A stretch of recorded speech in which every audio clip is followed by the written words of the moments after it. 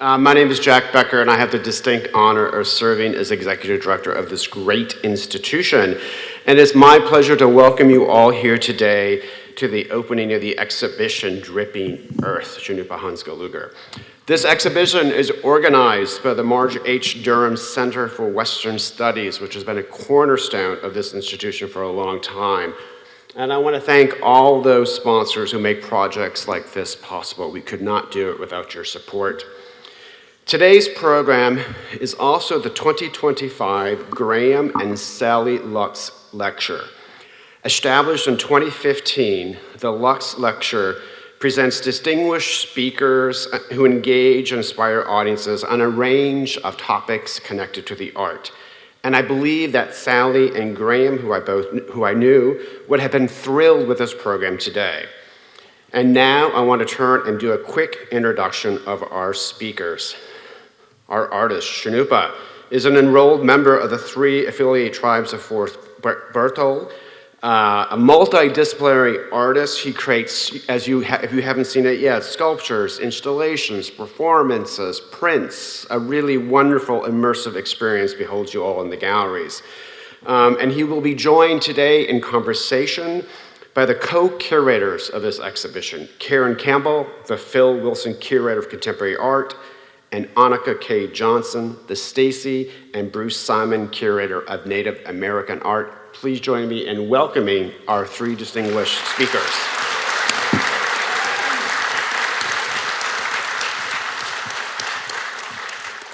Good afternoon, everyone. Thank you for joining today. Welcome to Cannupa Hanska Luger. We are thrilled and honored to have you on site in the house, making the magic happen. Yes, thank you all for coming. It's a surprising turnout, actually, for this talk. Never seen them before, but this looks pretty amazing. And thanks to my family and the community who came out, and everybody who invited me here. It's been lovely. First question. How do you feel? How do I feel? I feel pretty good. It's with great and continuous effort, I think. Reunion is possible, you know. This exhibition has been it's been like 2 years in the making. There were a lot of conversations around, the initial ask was for the Cap Gallery. Different. It was a different ask. It was a different ask. Yeah. It was a different ask. And I think just through the generosity of you two and the institution, I had a bunch of questions I was asking, and I think in those questions, new ideas kind of like blossomed and proliferated, and suddenly that small space wasn't enough for the other ideas. I was intimidated by the scale of the exhibition. My wife Ginger was like, "Don't be, just make it happen." And I think that was really exciting. I think to date, as far as square footage and effort, this is probably the largest solo exhibition that I've had. So I'm excited to share that with all of you, and it's been really great to kind of come in here. So I feel good. Good. Yeah, to answer your question, I feel good. So to your point, you kind of led into the first thing we wanted to talk about. When Annika and I were discussing how we should progress with this conversation, we thought, well, the easiest place to start is at the beginning. So as Cannupa mentioned, we had a phone call, which was followed by a Zoom call, as all relationships start now in the post-COVID era. And we learned that you were interested in what the Joslyn was working on. Annika and I were quite interested in what you were working on. So eventually he came to make a site visit. That was in January of 2024. And we looked at some work together. Yeah, some of the pieces that we were looking at, I'm Manda and Hidatsa and Arikara and Lakota, and because of the impact of smallpox and then flooding and just survivance in general, the Carl Bodmer's lithographs were something that I grew up looking at, you know, and it was there's often this thing. I remember it was Carl Bodmer's lithographs and George Catlin's diaries, you know, and like every single time you look at these things, you have to read it and like decode what is being said. You know, it's like I got to trade out the language of brutality that Catlin wrote about with sacrifice and generosity. You know, it's like such a different worldview that when I don't know, there's just something about that language. That and like Catlin's illustrations were just that, you know. It was pretty sketchy, you know. I couldn't see any humanity in the illustrations of his work. It wasn't until I started seeing Carl Bodmer's lithographs that I saw humanity and personality and character. You know, there was life in some of these illustrations. But when we first came, the thing that was so exciting to me was I had never seen the watercolors. I think I may have seen a few pictures in books that were referencing for the lithographs, but I didn't really even understand lithography or the process of lithography. I'm primarily a sculptor, you know. I do installation, I do all sorts of stuff. There are lithographs in this exhibition, and it's in direct response to the lithography that I had seen. And when I came, I got to look at the watercolors. And there was something really fascinating that stuck in my head, got me really excited about this exhibition. And it was the lithographers took liberties and repaired some of Carl Bodmer's anatomical lack of decision. Like the thing that I loved about Carl Bodmer's watercolors is like everybody had like 3 legs. There was like one pencil leg kicked off at an uncomfortable direction, you know? And rather than like carrying an eraser the whole way, he's just like, well, no, that ain't right. Let's start over. And I think because he was a landscape painter and his knowledge around anatomy wasn't as fluid as his knowledge around the undulation of landscape, he encouraged like the pulling up of robes and the covering of some of these difficult parts to draw, hands and feet in particular, with our regalia. And that regalia, it's not, you know, fashion or costume, it's a story about the person who's wearing it. And so that regalia, without him totally understanding it, also created the opportunity for me to look at those images and decode, you know, where it's like, okay, every shape here, every feather, every line, they all have significance and they all are telling a story about this person. So this person doesn't have to talk about themselves when they enter into a place, which is like one of my, here we are at the Cannupa Hanska Lecture series, and it's like so taboo to talk about yourself, and I have like literally made, you know, 45% of my career on talking about myself. And I got like relatives in the audience, so I'm like, forgive me, I need actions, you know, you talk too much. Can I step in for a second? Yes, please. And just share a little bit about Carl Bodmer. I think a lot of you probably know who Carl Bodmer is. Just in the adjacent gallery, we have a few of his watercolors on view. But just quick background, he was a Swiss artist. He was very young. He was a trained landscape artist. He traveled up the Missouri River with a prince, Prince Maximilian, and he depicted what he saw. So a lot of landscapes, but also a lot of leaders, individuals that he was meeting from Native communities along the Missouri. He spent a lot of time in the Mandan and Hidatsa Earth Lodge villages. So the collection here at the Joslyn, I would say maybe a quarter of the works are depicting Mandan and Hidatsa leaders, earth lodges, lifeways.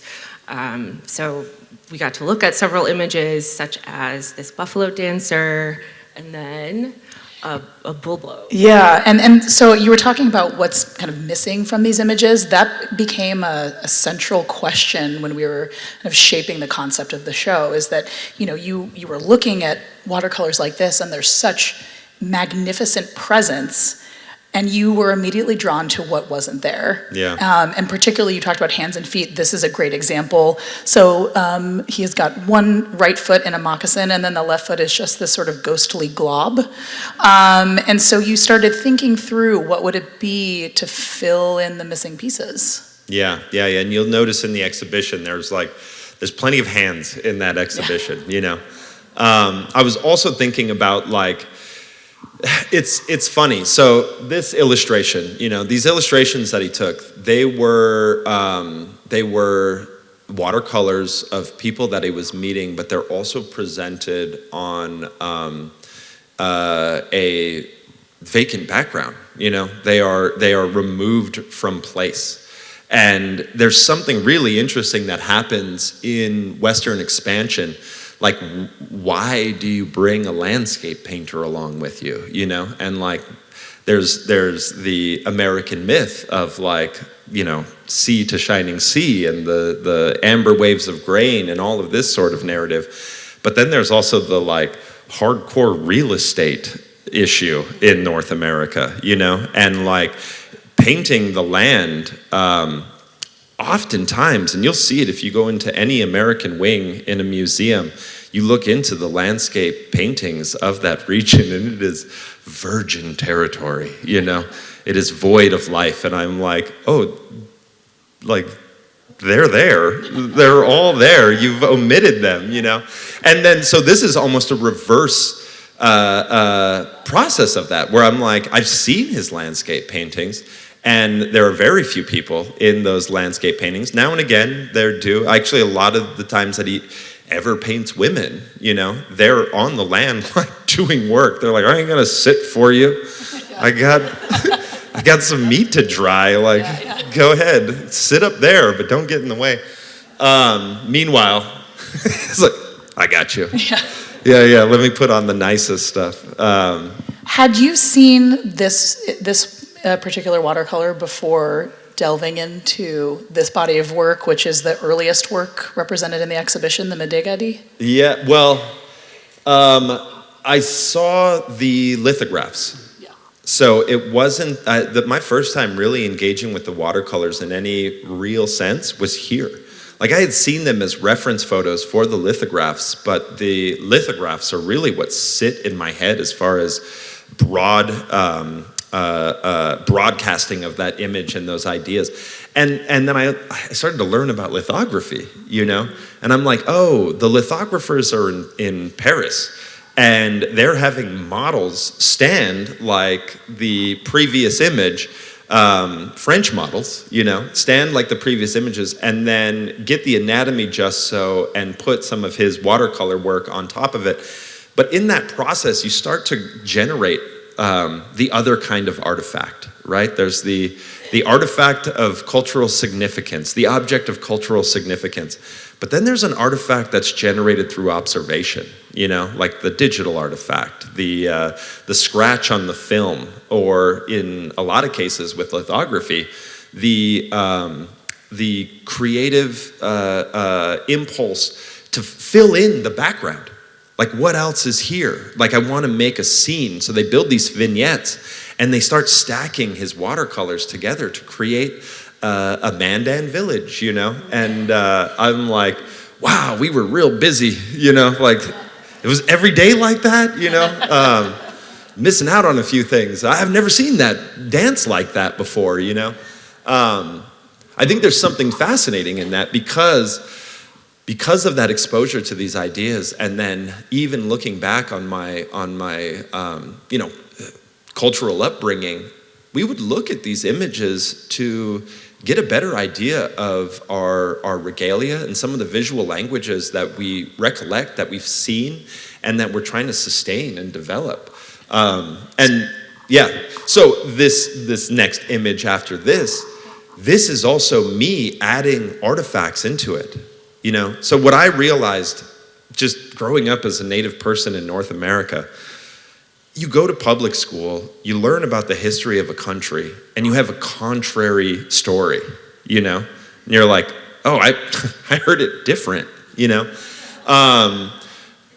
Because of that, you have to question everything, you know? And I'm like, let's check the math then too, you know? Does 1 and 1 actually equal 2? Let's pay attention.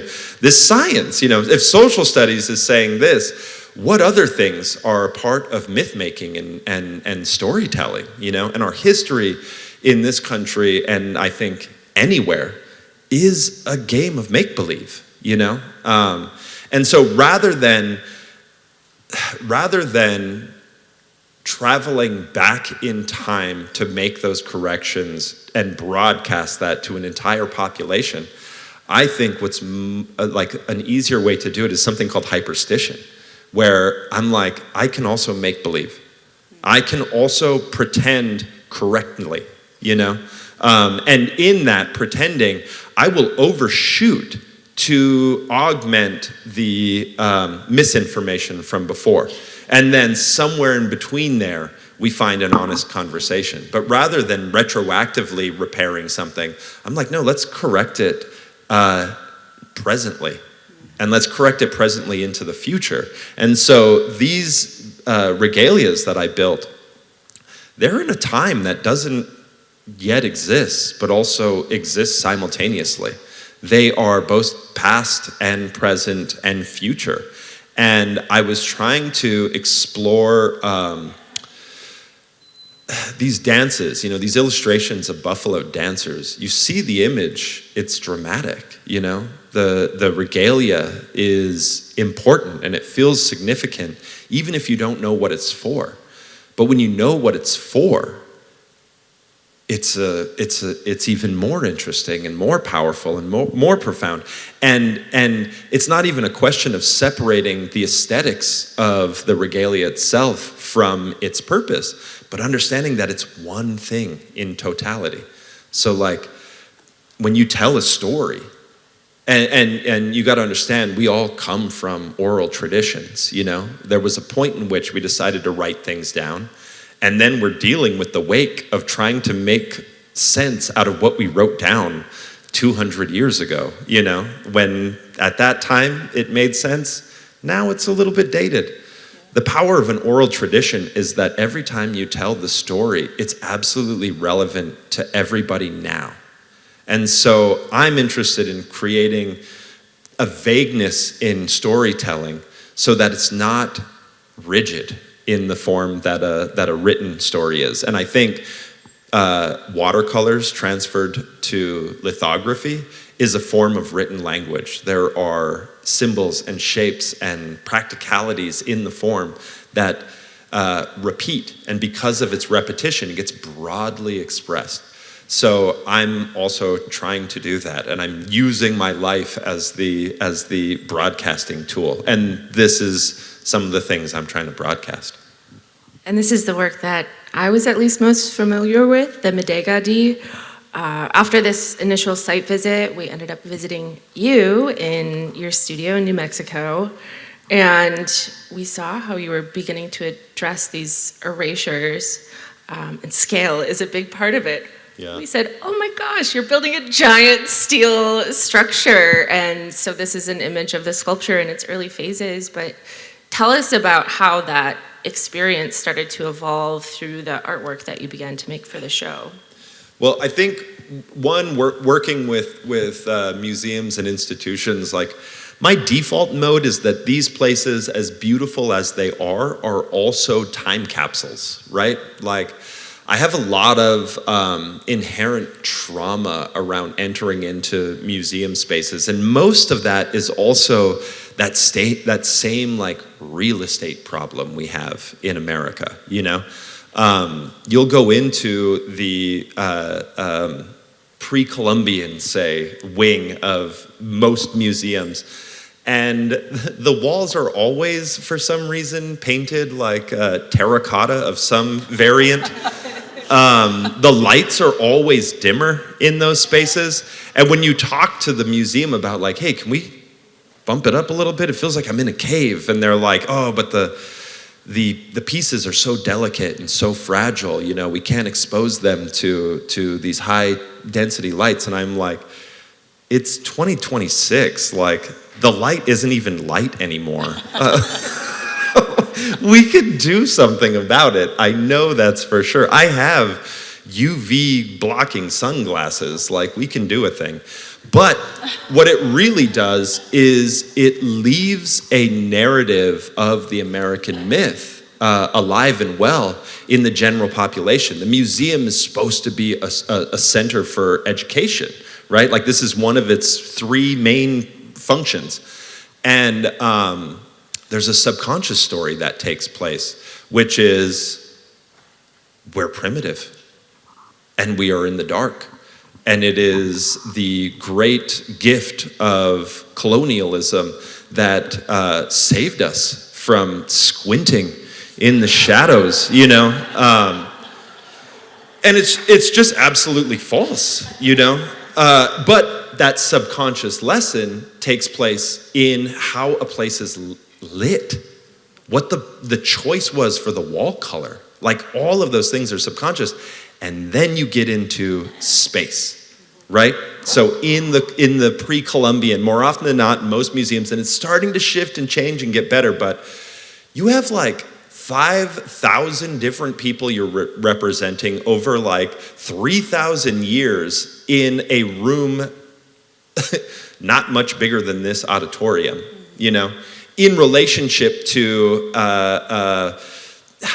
you go into like places like the Met and there are entire spaces for a single painting of George Washington crossing the Delaware. And I am like, it was a big deal, sure, but it was a moment, it was a fraction of time. So how do we talk about time in relationship to education? This is a question of value. And we started talking about scale. Right, scale as a measure of importance. Can you talk about that? Because that also became a central guiding force. And I want to get to a specific image here to jump forward, and it's this image. Yeah. So, if you're familiar with like hide paintings, winter counts and stuff like that, there is scale is not perspective. So if something's large on a winter count, it's not because it's closer to you, It's because that was a significant thing in the totality of what was happening, And so I thought about our cultures. I thought about how we're represented in space. And I'm like, I'm asking for more space in a museum to represent us in totality. And then I began to realize that is impossible. And that the shortcoming of any museum is that it's representing culture in a static sense. And that is what most museums are trying to address presently. It's that culture's in flux. Culture's changing. And what I realized was the same issues that I was feeling about my people, and then just Native people in North America at large, the same process is done to also George Washington crossing the Delaware in that room. I'm like, the problem is that we create, that in order to preserve culture, we have to kill it. And there's something really weird about that as a model, as a subconscious model for the next generation to learn about what culture is, especially at a point in which we literally can just hop on Zooms with each other across the globe. Like I think a museum was originally designed to be a introduction, right? This is like, we're an empire.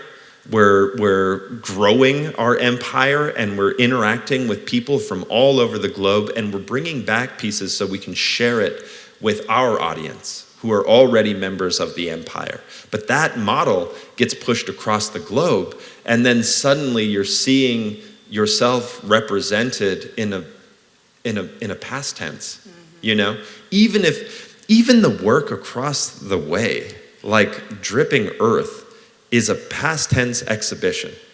I made that over 2 years, and I'm done now. But this is the point. This is the moment, starting last night, that it becomes presented to everybody else. So I bring this up because as an artist, I recognize that my work is not done when I'm finished. Or at least it's now your responsibility as viewer to interpret, to look at the shapes, look at the symbols, think about the scales, and build a narrative from your own experiences in that space and in that shape, you know? And in that way, culture remains in flux. Stories remain alive, you know? If you go in there thinking everything that I tell you right now is what it all means, I've failed somehow, you know? I'm really reliant on interpretation, you know? And from my perspective, it might be totally wrong, you know? But I'm not you. And I also don't know how far away I am from you, you know? So I better understand myself by seeing how an audience interacts with the work that they're doing, because they might pick up on things that I'm too close to see. And so there is this exchange between artist and audience that the institution becomes the anchor point to maintain the life of something. And I think we can do that in a historical context, looking at Carl Bodmer's illustrations, thinking about what was lost in the abrasive thing that is Western expansion and colonialism, you know, in the wake of disease. Like, we're all beginning to be familiar with some of the traumas that we experienced upon first contact, like following a global pandemic, following a political system that doesn't feel like it represents you. Like, we're so divided right now that it's like everybody lives on their own res, you know? And it might be a sanctuary city or a state that you know, believe in voted your way, but we're like, but I don't like going over there, or over there, they don't think the way I do. And I'm like, oh, you're on the res now. I'm like, there was a joke in America, and it ain't funny until it's your land.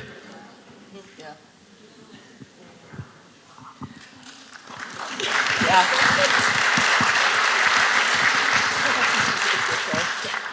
Can we get into some specifics of some of what folks are going to see in this exhibition? Maybe starting with the first gallery with Irabagu, the ceramics. Yeah. Navigate my way there. So these ceramics I'm really excited about. I think they came out really beautiful. I was really happy to make them. And the reason why I'm really happy to make them is because I went to school at the Institute of American Indian Arts, which is like under attack right now as far as funding goes. But what was there is what will probably always remain there, which is a lot of Native students kind of, for the first time, recognizing that there are a lot of Native people. That was my experience going to the Institute of American Indian Arts, like the umbrella of Native American. When you're just around your community, it's not as weird, you know, because you're like, we're all Native American, and you're all the kind of mostly the same kind of people. But when I went to school at IAIA is when I first realized, I was like, oh, I don't know if there is a Native American. You know, I'm like, I see so many different people. Like, the customary things from where I'm from, down in the Southwest, is like so taboo. They're like, we don't mess with any of that, you know? You're a witch. Like, I don't mess with any of those sorts of things. So seeing that complexity of culture, each one of these cultures is formed and created by the land, right? And so the land informs all of this. But I bring all of this up because when I went to school at the Institute of American Indian Arts, this is in Santa Fe, New Mexico, there are rich Puebloan pottery traditions that have been passed down from generation to generation to generation that are represented in the Southwest. And I knew my people were clay people, but there was nobody to teach me about our practices, how we made our clay bodies. There wasn't that intergenerational exchange that I was seeing from my peers who were also working in clay. And I came to that school as a painter and it was the first time that I had facilities that I could do anything I wanted. And I was like, all right, let's try everything. And clay, I just took to it. It made sense in my hands. It took mark like drawing, which I like doing, and some of the ideas that I was having in a two-dimensional painting world were, by making them three-dimensional, I actually better understood how they would look as paintings. So there was this like moving through the dimensions that actually supported the other dimensions. So I just started working with a bunch of different materials. Clay, though, I'm in the Southwest. There's all the Pueblo clay traditions and just clay traditions that were rich and maintained in the Southwest. My instructor was Comanche, Curator Coffee. And Curator Coffee was like, I can tell already you're going to produce more work than I have on my curriculum. So I'm going to give you a table in the back, and I want you to just knock yourself out, you know? Which was, I mean, if you can find a teacher, or if a teacher is willing to see that, where they're like, I know that clay is a great educator, and everything I learned was from working with the material, and I can see in you that I might, slow you down. She saw the hunger in me, to try. And she would walk around, everybody would be doing their stuff. I'd be in the back, there'd be clay all over the place. And she would walk behind me and she would chuckle. She's like, that's not what that tool's for, but keep it up. This looks good, And I'm using like throwing tools as like paddles, and just all sorts of different things. But I was really trying to find that relationship, that customary practice of ceramic in myself. I'm like, I know it's there. It's somewhere in my genes. Like I may have not had a direct relative to teach me, but there was an ancestor both in me, in my mitochondrial DNA, in myself, as well as the clay. And I'm like, and they remember each other, And somehow working with the material, clay made me a better human being. 100%. I was born in 1979. I am an 80s baby, a 90s teen. I wanted everything immediately, And that was the promise that America gave this generation, It was like MTV and, just like everything was available immediately. Plastic straws for everyone, Getting over that expectation is hard. And there's a lot of people my age right now still dealing with getting over that expectation, being disappointed. Look at films today. There's a thing that I heard about that's called dadcore. There's so many dad movies out there right now of people from my generation who are like, I thought I was going to be a rock and roll skateboard movie star, but I'm doing this other job and I hope my kids still love me, There's like films about this. It's subtle, it's in there. This thing, clay fixed for me. Clay was like, okay, hot shot. Like, you think you're pushing and manipulating, and clay was pushing back and transforming me simultaneously. It taught me patience. It taught me to pay attention to the material. The clay it would, if you didn't do a good enough job, clay somehow remembers. It will remember a bump that you put on it like, a year before, where you dropped the clay wrong, thought you paddled it out, thought you did everything right, and then the next thing you know, after it comes out of the kiln, there's a crack, there's a dent, there's a ring. Clay remembers what you've done, and when you see it, you can't unsee it. And I share this with all of you. You're the lucky few. When you go back into there and you look at the sculpture, you can see how I learned to build and sculpt with clay was slab and paddle. So I'm slab construction. This was my go-to building technique. If If you look at the ceramic pieces, you can see the width of the slabs that I was using and where they're scored together. And it creates this rhythm and this memory of effort and work, and it's in the clay. And I love them. I think they're beautiful. You know, it's proof of work, proof of effort. But clay taught me to be patient, and what it also taught me was to be aware and to pay attention. So when you first enter into this space, you see these clay vessels, but these clay vessels are submerged beneath a high water mark, and that high water mark is represented by the ribs of these bull boats. Those bull boats are above everyone's head. My res, like 40% of it is underneath Lake Sacagawea. And so there was like this moment where you think about like, we're river people, and there's trauma from the river, you know?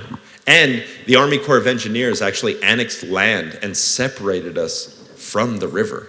So there's a narrow gap that separates us from the river for ownership, for any sort of thing. They didn't nail it all the time, you know, but the effort was to separate us from it. And in that separation, we also took on the trauma of that river, that thing that gave us life, gave us identity, informed our culture, swallowed us up simultaneously. And there was pain in that, you know. There was a chip that was gifted to me from my parents, that was gifted from their parents. And that chip looked at that river and was just like, how could this happen? How could this happen to us, you know? But I also think about how that river, like all of our villages, all of our lifeways, a lot of our things are also still kept in that river, you know? You think the museum's a great archive, a great place to preserve and store?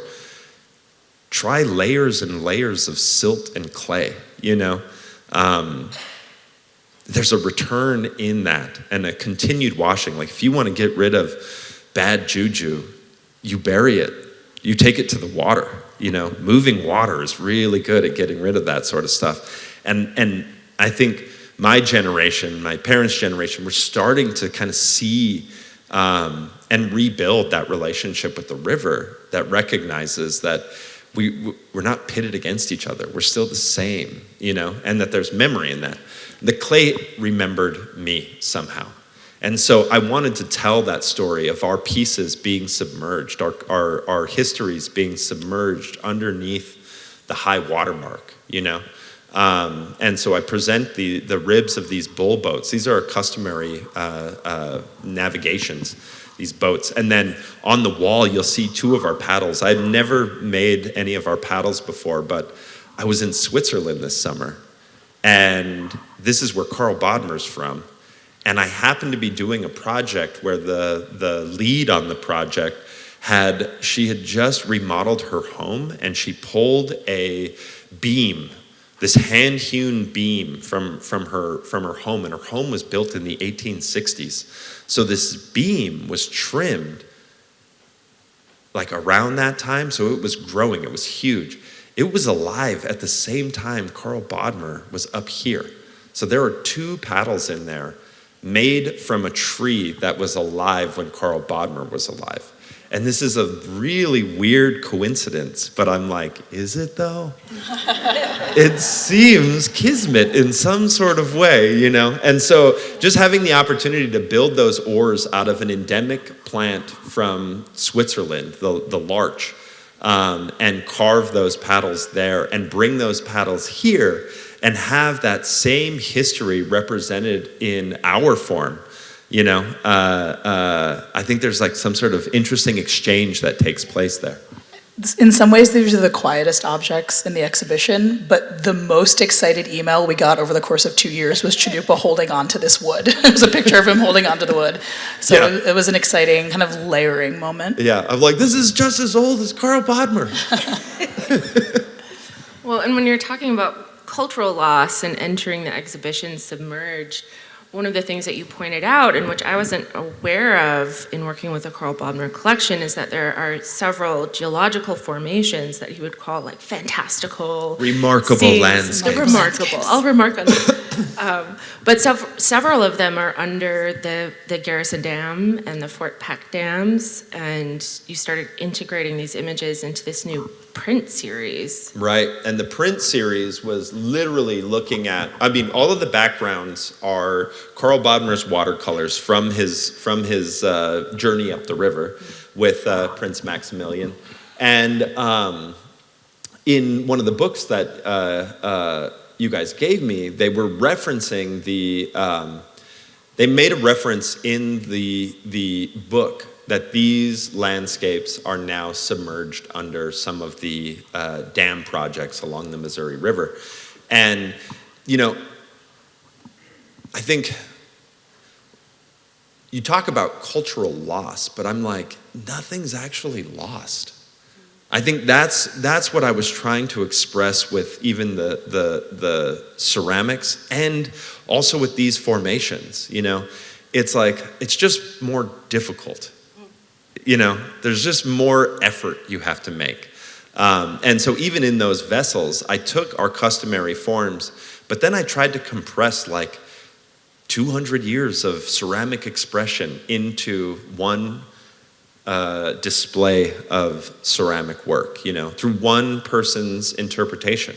Like, it's not a revitalization of the practice until we all do it, you know, or at least more of us do it. But this is what one person can do, and I'm trying to generate that interest. So even with these prints, looking at the lithographs, looking at the watercolors, looking at these like variations in the printmaking process, I've been asked to do prints for a while, and I've always hesitated. One, I'm like, I'm a sculptor. I'm like, what am I going to make prints of, you know? But I think since I was starting to do more film work, that actually allowed me to imagine what some of the sculptural forms, some of the performance work could look like in a print form. But more importantly, what triggered my interest was just lithography, the process of lithography in general. This conversation around artifacts that I was talking about, there were things that I was seeing in Carl Bodmer's watercolors that were corrected by the lithographers, but Carl Bodmer was right and the lithographers were wrong. One of the things that's significant, I don't even know, maybe I won't talk about it, but there was something significant from a ceremonial standpoint that Carl Bodmer gathered without realizing he was gathering it, and the lithographers corrected it, omitting something. Or fixing something that was omitted. And I think in that process, I started thinking about, okay, how can you add to the artifacts of observation? And how do you do it with lithography? And then how has printmaking or that sort of mechanical reproduction of artwork influenced and informed people? And so my thought was I wanted to present some of these submerged landscapes that the river took back, you know, that the river made and the river took back, and present these, you know, speculative future buffalo dance regalia back on that landscape. But I wanted to use all, like, each one of these prints, if you look at them, it's almost a survey of printmaking from that point to present. So I used lithography as the medium, but we were using like CYMK, we were using large dot matrix, we were using comic books, we were using like the history of printmaking, even like some of the reproductions of Carl Bodmer's things printed in books. If you take a loop and you look at those books, it's like a totally different printing process, and you can tell. You know, and by telling, like if you go online even presently and you look up the same image of a lithograph, depending on the color variations, you get these really warm, rich colors, or you get these really cold blues. And I'm like, all of that are misconstruing the story. So this happens in the mechanical reproduction. It happens digitally, but it happens in print. And I wanted to participate in that process and actually do prints, but not because I want to reproduce my artwork, but do prints because I want printing to be a part of the art piece. So even though they are lithographs and they were reproduced, we only reproduced it 7 times. My printmaker was like, that's insane. He's like, it's so much work. We're only going to do 7 of them. And then he was also like, I love it. He's like, nobody does that. But how I was thinking about it was like, this isn't a mechanical reproduction of my work into an accessible, more accessible print thing. The printing is the work. Like the process is the thing. So these 7 prints, in my mind, are not 2-dimensional objects, but 3-dimensional sculptures being, of prints, It's weird. I get myself real worked up in my studio thinking about this stuff. I want to pick up on that thread of effort, the effort required in making art, the effort required in thinking through all of these topics that we've discussed. And I want to discuss that through the lens of this work, Census, because you talk about this as a record of effort. Can you discuss this work and what it grows out of? Yeah, so I have all these weird facets in my practice. I don't know if it's ADHD or it's probably ADHD. And a little bit of genius. It's a smidge, the genius riding me, maybe. No, I have this body of work that I've been doing that's called Counting Coup, and it's trying to creatively visualize data, and it's usually working with really heavy data. In this instance, I started this buffalo bead project back in it must have been 2021. I'm looking at Ginger because she actually knows, and I can hear her teeth grinding. Ginger. She just told me this 2 days ago. 2021? Yeah, let's say that. It was earlier than that. I've been thinking about it my whole life. Let's put it that way, and I put it into effort around 2021. But I had been doing these projects called Counting Coup, and these started probably back in 2016. And the idea was, how do you create work by my definition of what art is? And I think it's the actual definition of what art is, which is art is a verb. Art is an action. Art is the process. The things, the commodity, the object on the other side of it is a record of art. But art is the making. How do I share art with people, beyond the object? I started to make prompts for social media and put it out there and be like, I want to make a thing. I don't want to make it alone. We're looking at data. I need people's help to create individual pieces for this data set so that each one isn't a tick in some sort of mechanical policy generating machine, but rather something significant, something cared for. And so each one of these beads, the community here and the communities in North America, they made these with their hands. You all rolled these beads. And each one represents a bison living in North America today.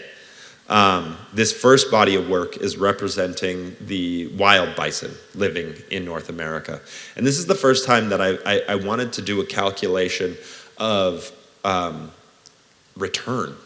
Most of the other data sets that I was working with were around loss, and they're heavy, And in this instance, I wanted to celebrate buffalo's return to North America.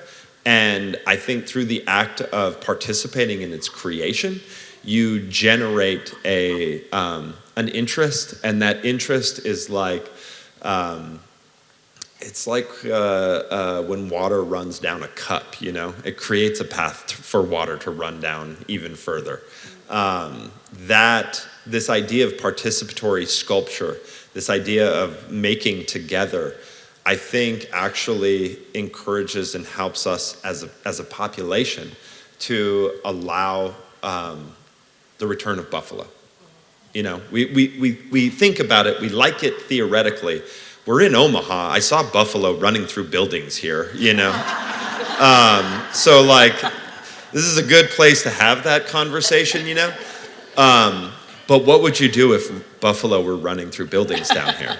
Because they used to run through this place, you know, en masse, millions of them. And they were actually biodiversity engines, you know. They brought and repaired the grasslands, the waters, the banks of the river that we've built these dams on. Like, there are solutions for its repair, and it's in a tropic cascade of events, you know, and buffalo are an apex species in that. So if we are stuck with all of this corn because policy is not allowing us to sell it, you know, our soy in these fields, if we want to fix them, we can run buffalo on them. Just a couple of years, and it'll be grassland again. You would be surprised at how quickly it could be returned to prairie, you know. It's actually great and continuous effort that keeps it from being prairie, you know. But you want a biodiversity engine? You run buffalo. This piece is an idea that I had in my head for probably 7 or 8 years now. You said 10 the other day. 100 years I've been thinking about this.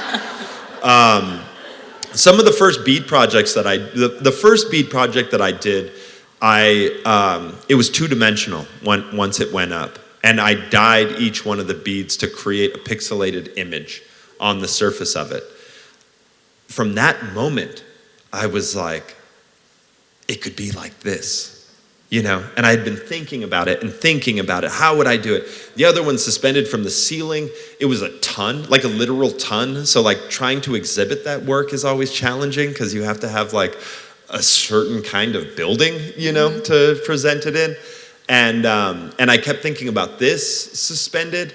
And then I was like, oh no, we can do it from the bottom up. And then the problem is, doing these sorts of projects, they're taxing on me as artist, studio as family. You know, to do these sorts of projects, there's a lot of there's a lot of care involved because you're asking people to participate in creating something, which means you're building community, and you're building community in spaces that you're not actually community with. And in order to become community, there's maintenance, you know? There's something that's like a deeper time relationship to places. And when that falls on the individual, it's difficult. So doing projects like this, working with institutions, is huge because the institution is already building these relations. It's always looking to better foster relationships with community. These sorts of projects actually allow people to come in, do things together, work together, and the institution can maintain its relationship to community. It gives it a reason and a purpose to celebrate. And then community gets to come back, see the exhibition, see the application of their effort. And now there's a sculpture here in the museum that we did. You know, like this is how you can go into a museum and see a sculpture and own it without having to possess it. You know, it's ours. This is ours. Look at what we did. And there's something cool about that. I think our staff was feeling that. Our staff made around 1,500 clay beads, which is incredible, in like a week, really close to when the show opened, because we maybe needed a couple extra beads and the staff really kicked in. But I've never seen the staff so excited about an exhibition. Right. And I think that just it has this ability to bring people together. They're now stakeholders. Yeah. And this effort. you all have an opportunity to be a stakeholder as well, because we will be hosting more bison bead workshops during the run of the show. Dates behind us on the screen. But it's a great opportunity to kind of have that sort of embodied understanding of both the loss of the bison and the sort of reemergence or the revitalization of the bison. Yeah, and it's becoming right now. So your participation. If you felt a little glimmer of missing out when I mentioned it was our sculpture, you can come on down and remedy that. And it actually completes the total form of the buffalo. And once that total form is completed, it's like an abacus. It's a census. It's a calculation of bison living wild in North America. It'll be about 20,000 beads upon its completion, and that's 5% of the bison living in North America presently. But that 5% are not a part of any sort of industry. They just to get to be buffalo. So we are about getting to time. We want to make sure everyone has an opportunity to see the exhibition. So a quick plug for the catalog. The catalog is available in the museum shop. It is, if I may say so, for me and Annika, quite a lovely publication with contributions from a lot of scholars, a great conversation with Cannupa. So if you have an opportunity to go by the shop and check that out, I encourage you to do so. Yeah, I will also say this catalog is dope because it's a catalog of the process. It's not like you don't get to just visit the show again, in a book form, but rather be kind of front row in the. You can pretend like you were there while we were making all of these decisions. That's right. Yeah. Well, and just a quick shout out to some of the contributors to this catalog. We have Steve Tamayo, who's here, also Michael Bartholomew, as well as students from the Tribal College up at MHA Nation. So it's really an amazing and really diverse set of approaches to interpreting the work, but also talking about the stories, the lands, and the lifeways.